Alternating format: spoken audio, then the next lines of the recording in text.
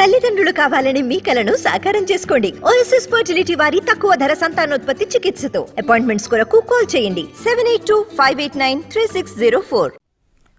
ప్రభుత్వం మారినా గ్రూప్ 2కు పట్టిన శని మాత్రం పోయినట్టు లేదు. వాయిదాల మీద వాయిదాలు పడుతూనే ఉంది. నోటిఫికేషన్ వచ్చి ఏడాదైనా ఇంకా ప్రిలిమ్స్ కూడా పూర్తి కాలేదు.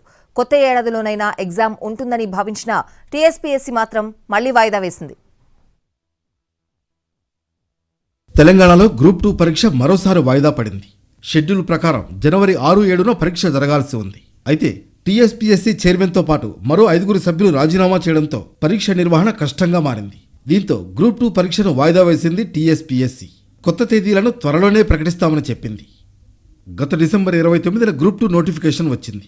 18 విభాగాల్లో 783 పోస్టులను భర్తీ చేస్తామని చెప్పింది. జనవరి 18 నుంచి ఫిబ్రవరి 16 వరకు దరఖాస్తులు స్వీకరించారు.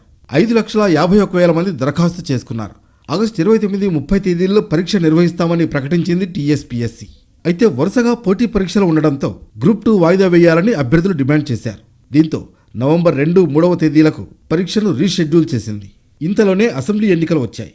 నవంబర్ 1 నుంచి ఎన్నికల ప్రక్రియ ప్రారంభం కావడంతో పరీక్షల నిర్వహణ కష్టమవుతుందని భావించిన తెలంగాణ పబ్లిక్ సర్వీస్ కమిషన్ మరోసారి పరీక్షను వాయిదా వేస్తున్నట్లు ప్రకటించింది.